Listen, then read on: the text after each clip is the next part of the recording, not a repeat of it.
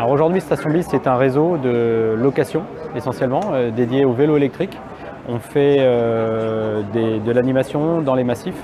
On vient implanter ce type de structure qu'on a derrière nous, une station mobile. Et on a aussi des stations fixes. On développe un réseau au travers du système de franchise.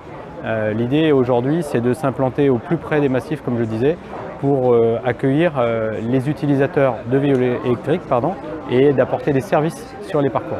Alors vous me disiez tout à l'heure qu'en fait vous étiez plutôt le vélo des champs plus que le vélo des villes. Tout à fait. Même si aujourd'hui on travaille au travers d'un site internet, puisque la réservation se fait, il y a un process de réservation pour pouvoir, puisqu'on a un certain nombre de vélos, on est sur des flottes de 15 à 30 vélos, donc on est en stock limité.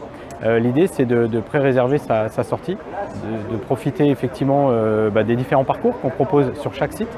Et donc c'est vrai qu'on est un peu en comparatif avec le vélo des villes que serait le Vélib ou tout ce qu'on connaît sur les grandes villes. Nous on est vraiment dédié avec beaucoup plus de services que finalement où en ville on prend, on réserve, on prend et on part. Nous vraiment à chaque station il y a un animateur qui est là pour conseiller, aider à la mise en selle, conseiller aussi sur le type de vélo en fonction de ce que vous voulez faire. Vous êtes implanté où aujourd'hui ? Alors nos implantations, notre berceau initial, nos premières ruches, parce que Bise les abeilles, sont implantées sur Aix-en-Provence. Aujourd'hui on a 2 implantations mobiles autour de Sainte-Victoire et 2 implantations fixes que sont des magasins en fait. On a aussi une activité de distribution. Et après on va être sur les Alpilles, nous sommes sur les Alpilles, nous sommes sur le Luberon, nous sommes sur Montpellier, au sud de Montpellier près des plages. Nous sommes du côté de la Drôme, au nord de Valence.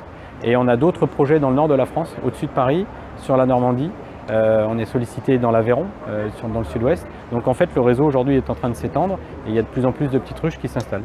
Alors quel est l'intérêt pour vous d'avoir un partenariat avec la start-up marseillaise OnTrax ?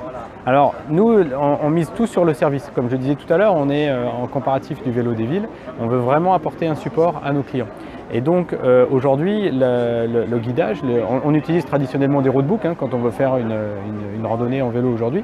Dans certains contextes, comme par exemple le mountain bike, le VTT, là c'est déjà un petit peu plus compliqué de se guider avec un papier ou même avec un smartphone.